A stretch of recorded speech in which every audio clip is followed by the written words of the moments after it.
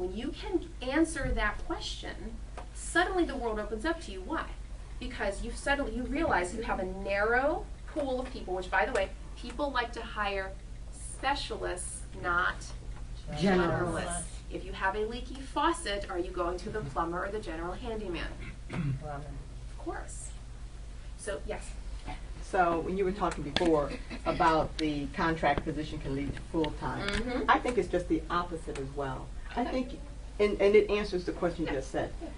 You can see what somebody needs because they're looking for a full-time person to do that thing. Yes. And you can make your entree because you can say, hey, I got this, but I don't want to be your full-time. I don't want to be your 1.3. Exactly I want to be your part-time. I can do it on a project. And even if it's not that job, if they see that you have skills, then they can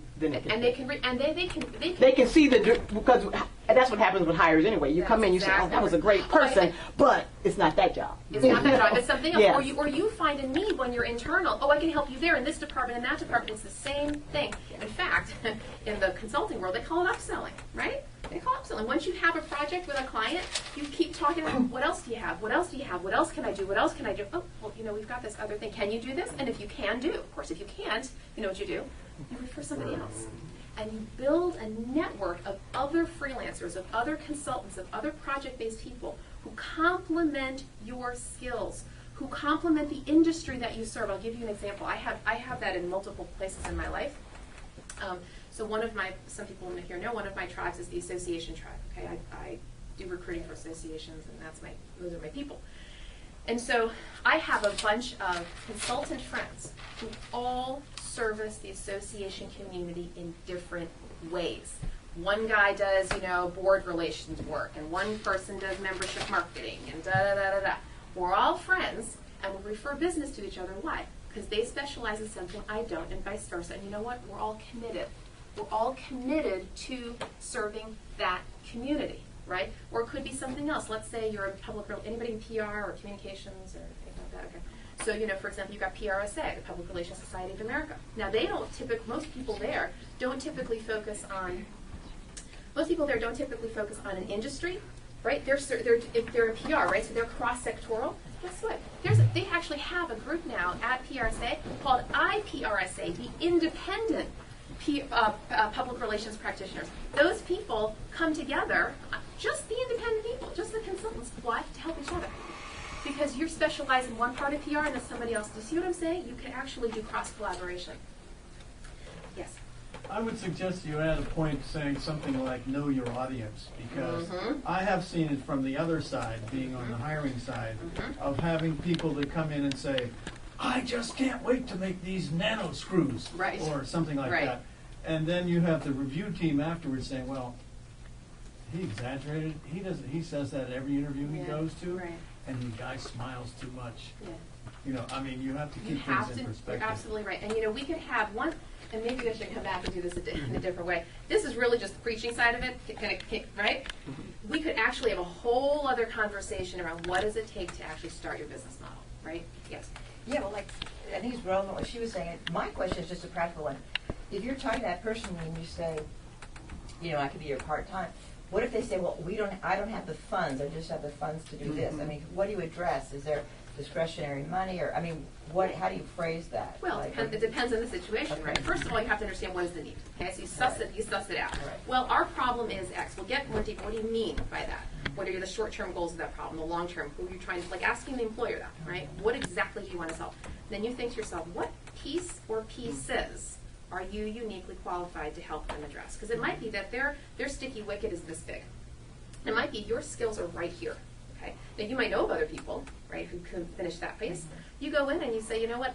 Here's what I can do for you. Okay. I can offer you this, this, and this. Could we discuss an engagement that looks like me helping you service this problem for maybe X period of time? And then they said, well, let's talk about that. Then, of course, they ask you for your rates. Right? And that's a whole other topic, right? Do you do hourly? Do you do project, retainer, blah, blah, blah. There's all of that. But if you can go in and say, I am uniquely qualified to help you address X or X problems, but the Y problems, let me introduce you to a colleague or two of mine, and then what you do is you're seen as full service. Because even if those people, you're not all working, you're not under an S corp together, you're all 1099ing, but the fact that you have relationships with people you can bring to the table makes you seem like bigger than you are, because you're working under more of a consortium model. And I think that being the boomer, this is to me where the boomer comes in. They know I can solve that problem because I've solved that problem 100 times. And you don't have to hire me to do it for you forever and ever. And if you still want to later on go get Millennium, knock yourself out. Right. But I can come in and solve that problem. That's right. Because here's where I did it You can be 1,000 the pitch hitter. times. You can parachute into a situation, I just, solve yes, it well, exactly. and if they want to do something full-time. Because I'm not really, because I personally am not looking for full-time. I'm looking for You are contract. looking for Yeah. And then this being a possibility, let me say, the commitment to networking and thought leadership. This I cannot emphasize enough to you, okay? And there's a whole other conversation I have, in fact, in January I'll be coming and talking about building your brand. And branding is everything. Now, whether you are a full-time job seeker or looking for work as a consultant, you are Wendy Inc., right? You are Catherine Inc., you are Mary Inc. No matter what side of the work you're trying to get hired by, you are now an Inc., so to speak, okay? Meaning, talking about knowing your target audience, okay? You have to know how you can be a thought leader. Because every single one of you, if you've been in the workforce for as long as you've been, and there's the whole point of 40 plus, right? Because you've been here for a while. You have areas of expertise. You have things that you know uniquely, special to you, that are different than other people. And if you can get out there and blog, if you can get out there and use social media, if you can get out there and start posting on LinkedIn groups, if you can even, and I love doing this, I do this for fun, starting your own networking groups. What? Yeah, you too can start a networking group. In fact, Ken is actually part of one of them that I started years ago. Ken is in the association community. This is just one of several I've started in different tribes. And I started a group about 6 years ago called SAFE, Small Association Forum for Executives, and it's specifically for small staff association professionals who have a very unique challenge. And we get together every other month and we talk about their issues. Well, I don't sell myself in those things, right? No. But I try to give, right? I try to facilitate and help out and whatever. I'm just there to support the community. Now, sure, does that help build my brand? Of course it does. I mean, absolutely, right? Because I'm seen as a go-giver. And that's part of it. I should have a whole slide on this. Being a go-giver, not a go-taker. Be a go-giver, not a go-taker. How do you go about starting that? Oh, easy. Easy. So first of all, you have to figure out, and I'll give you some language here. So you have to figure out if you're a tribe, and I'll define it in a second, a tribal person or a lane person. Okay. Some of you have heard me talk about this in the past. So my definition of a tribe is an industry or a sector or a mission. Okay. So it's a community. It's an industry. Your lane is your profession. Your professional career. So here's the example. So I was talking about associations, and I could talk about any industry. You could talk about commercial real estate, healthcare, financial services, government contract, right? Those are all tribes. Or a lane like public relations, human resources, accounting, whatever your thing is. So first you have to see, are you more of a tribe or a lane person? First thing. Second thing is, going back to that question I had you guys write down, what are the unique challenges facing my bright future clients that I'm in a unique position to help solve? Well, that goes for both. So for instance, when I started SAFE, this group is not specific just for any old association CEO. It's specifically for the small staff. Now, I happen to do that under the auspices of an association called ASAE. I didn't have to because my other groups I don't. My other groups, for example, I have a group called the DC HR Brown Bag because I deal with HR people too. That's a lane. And so what I did was, this is 10 years ago now, I simply called some of my clients and just kind of talked to people, and just regular HR people, and I was involved in an HR association. I said, hey, I'd like to start this group. What are the issues facing you guys? What's keeping you up at night? And they're like, oh, blah, blah, blah, benefits and recruiting, blah, blah, blah. I said, great. I said, would one of you, and I just talked to somebody, I said, would one of you mind hosting, free, no money exchanging hands, a quick little brown bag, once a month, so we can kind of get together and talk about issues? She said, sure. So from that point forward, and we've switched venues different times, they host the meeting 12 to 1:30 or whatever it is, brown bag it. They'll even offer, most times these employers will even offer the soda, okay, because they like the exposure of having a community event in their office. So getting the venue is not hard. Just going into your tribe or your lane people, just your own personal network, and let it go fan out from there. Just make some calls, send some emails. I'm looking to start this thing. What kind of issues? Now, you could do a narrowly focused one. You could do one that's just topics du jour, like the SAFE meeting. I just say, okay, what's keeping y'all up at night? And we go from this topic all the way to that topic. Some groups don't do that. Some groups are literally issue-based, where they'll say, you know, in the invitation, okay, this month's topic is going to be about n. Now, whether you present on the topic or you bring an outside expert to talk, or you have people noodle over the issue, it ends up being a thought leadership group. You end up being seen as the expert. That's why the networking groups are so, so powerful. And by the way, it's great service, too. These are people who would probably love to get together and talk with their peers. You're facilitating that. You're making that happen. You're literally giving to your own community. If you were independently wealthy, I'd still tell you to do this, right? Because it really shouldn't just be about your brand. It really should be about giving. Okay? Thank you. And then being a possibilitarian, having a why that's bigger than your butt. You need to be about why are you doing this? Because so often, right, you get into this glitch, but this, but that, but they didn't call me back, or they didn't pay me in time, or they or whatever it is. But being a possibilitarian says, right, why are you doing this? And if you tap into your why, the opportunities are just going to flow out from under you. And you're like, you know what, that didn't work, here's the next thing. That didn't work, how about this? How many times did Edison, how many times did it take Edison to create the light bulb? Only one. You stole it once. There you go. All right, well, he said only one because of he figured out 99 ways that it didn't work. That's more where I'm going. Anyway, but you know what I'm saying? I mean, you try and you try again. Okay, so getting started. So we've already talked a little bit about this. Finding your tribe in your lane, focusing on one specialist problem to solve, doing your market research, and then developing a business model. Again, that business model has everything to do with, you know, how do you not only figure out the problem and figure out your services, but how do you monetize it, right? I mean, honestly, because at the end of the day, we do need to earn a living, okay? So how do you figure that out? Well, you have to, again, you come to that core problem, but here's the thing. It's not just about figuring out what the core problem is. It's about saying, what is somebody going to pay for it?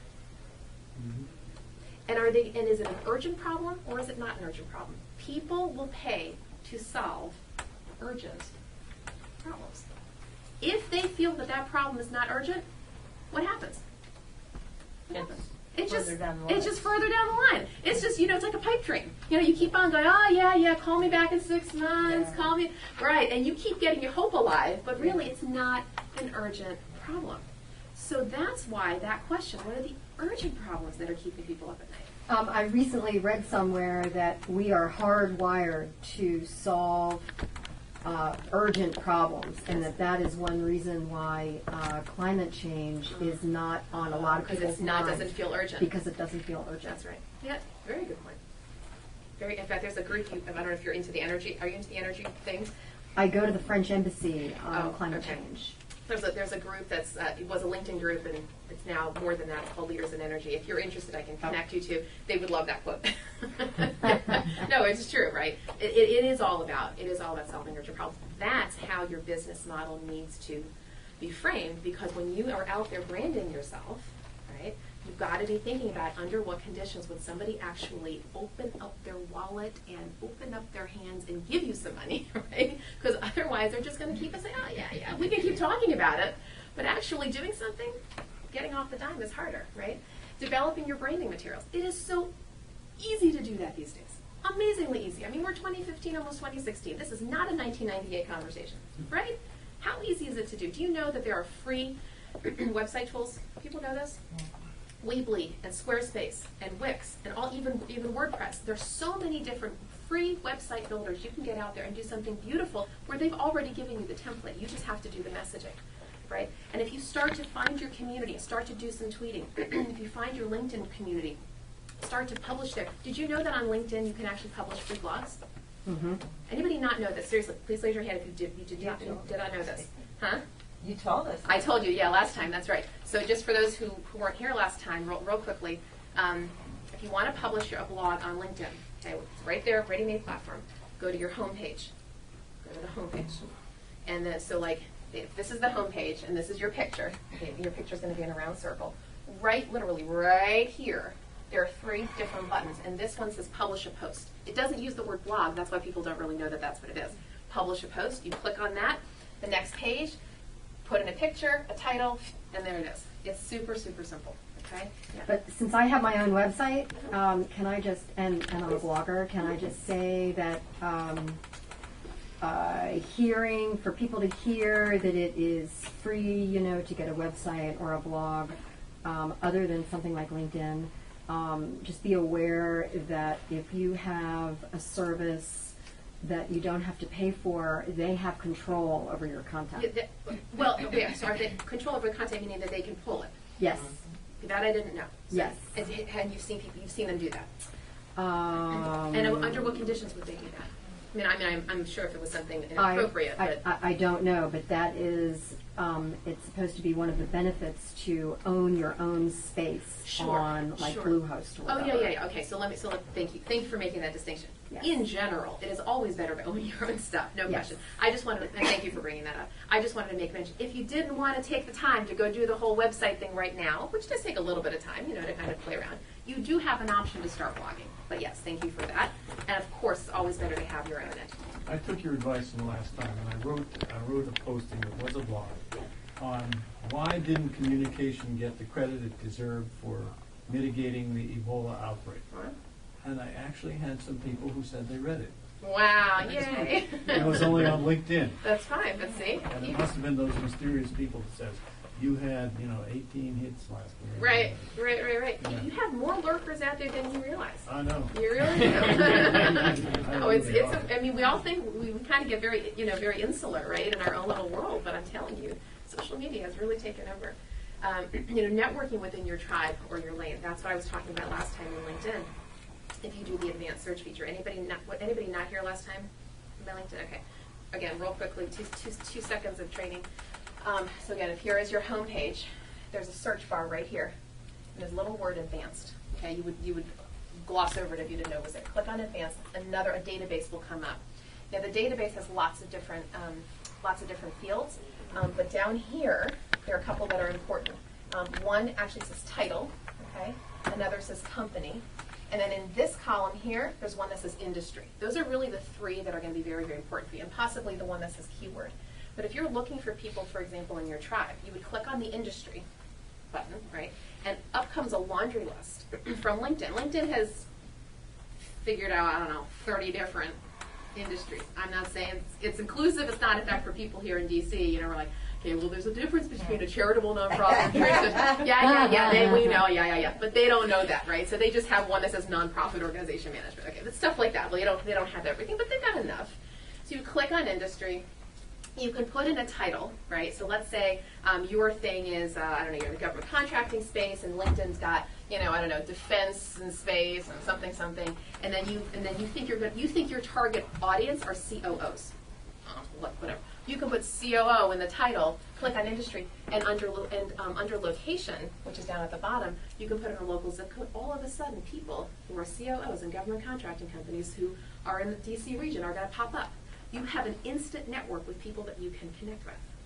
Okay? People you might even be able to invite to your networking meeting. You can figure out how to reach them. Is that only if you are a paid person on LinkedIn? No, and that's a great question. So no, the thing, thankfully, the advanced search features are free to everybody.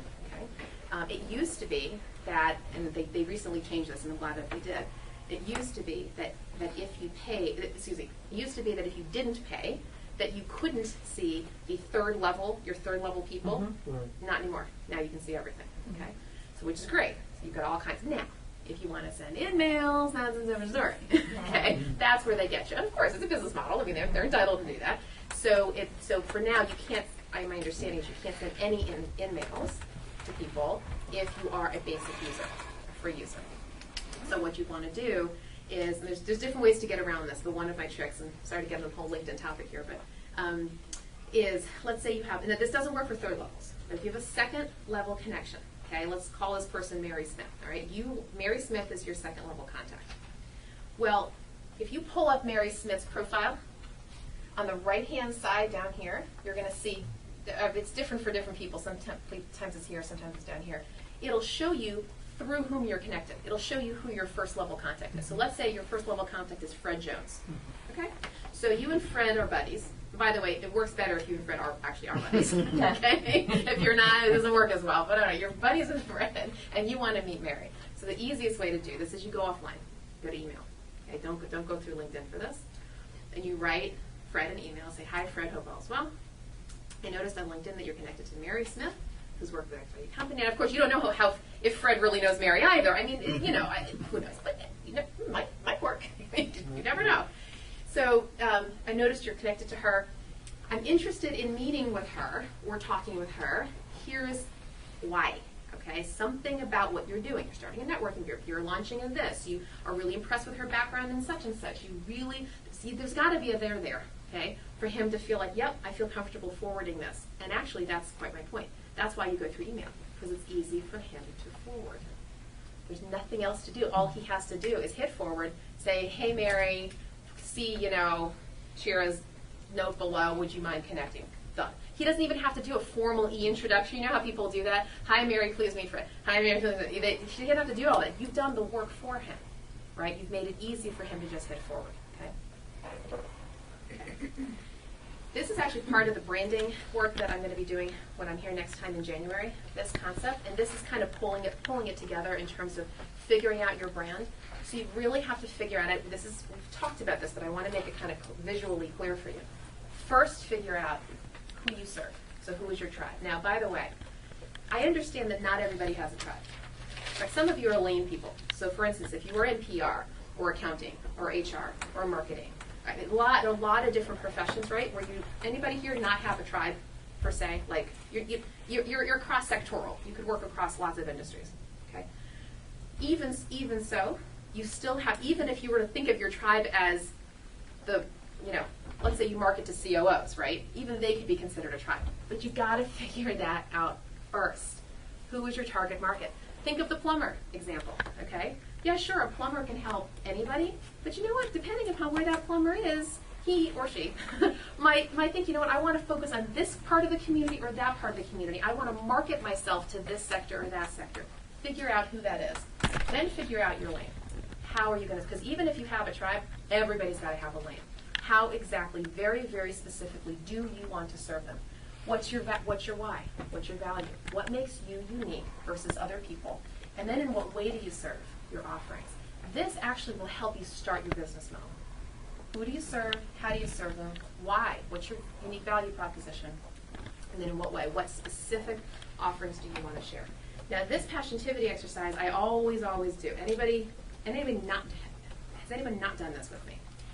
Oh, several of you. Okay.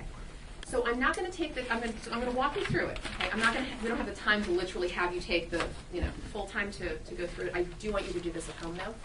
And this is a multi-purpose exercise. I really encourage you to do this, whether you're full-time job search or looking for your own business. And here's what it is. So there's 4 quadrants. So in fact, for those of you who've not done it, I encourage you to just quickly, or you can take a picture of it. Whatever you want to do. You know what? I'll make a copy of that right now. Okay. I'll photocopy that right now. So Or we if can you hand want that out and everyone can, if they want, can take a copy of it while they leave. Perfect. Thank you, Gina. Okay. So anyway, so there's 4 quadrants: high motivation, low motivation, high skill, and low skill. What this does is it breaks down, or it aligns rather, your skills with your career motivators. So here's the concept, okay? When you are top left, when you are highly skilled and highly motivated to do something, you're highly engaged, right? You give discretionary effort, you're a happy person, everybody knows you're happy about it. If you were independently wealthy, you'd still do that work. Anybody ever done work like that? You know what that feels like? Oh, it's the I get to. It's the I get. Now, thankfully, I'm totally highly engaged in what I do. Every single thing I do, I love, right? I get to, I want to do more of it. But high skill, low motivation is stopgap work, right? That's the stuff we all know what that feels like, right? You're really good at it, don't particularly enjoy it. Now, of course, as I mentioned earlier, full-time jobs often have a lot of this. Why? Because the employer is less concerned about whether, they want you to be highly engaged, right? But they're less concerned about your level of enjoyment. They're more concerned about your productivity. Yeah. So a lot of people who are in stopgap work are very, very productive, but they don't necessarily enjoy what they're doing. Even if you never tell your boss that, right? You're still feeling it. High motivation and low skill are areas of professional growth, and the low skill, low motivation are areas of total disengagement. How does this play out? I know how this plays out in the full-time search. That's a different conversation. How does this play out within starting your own small business. Here's what it is. This is where the secret sauce is. Okay? As you're figuring out who your tribe is, what are the urgent problems keeping them up at night, right? You're figuring that out. You're focused on the employer. Then you have to go over here and say, well, what do I love to do? Because remember how I said, what are the urgent problems keeping them up at your unique position to help solve? Now, I said in a unique position to help solve. That could be here or here.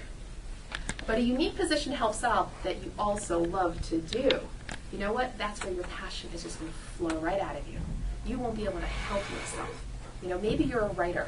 Maybe you're, I don't know, you used to be a CFO and you really want to do interim CFO work. Whatever it is, the thing that really, really drives you is going to be up here. That's where you need to focus on in your business model.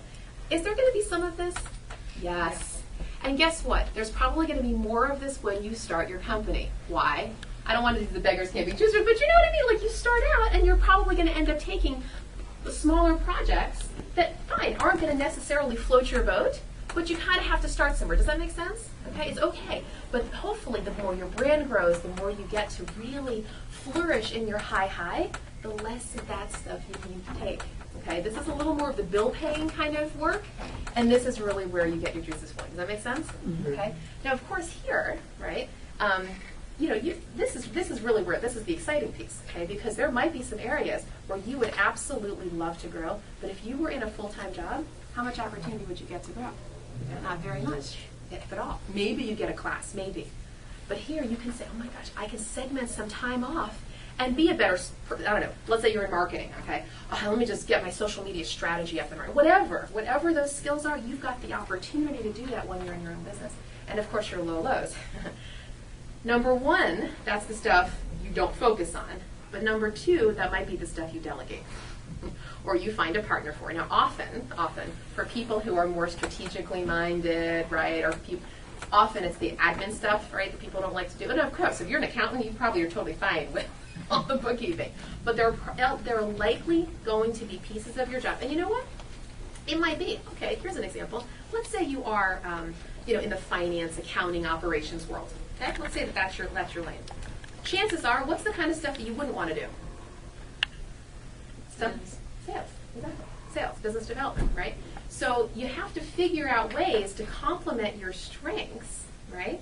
Maybe you partner with somebody else who can help you, get that messaging out there in social media or whatever. Maybe it's not the face-to-face kind of sales. Maybe it is more of the online thing. Maybe you can be more of an introvert, but you can still use the online world, right? Or again, partner with somebody else to help you accomplish it. Okay, so that's the passion to do.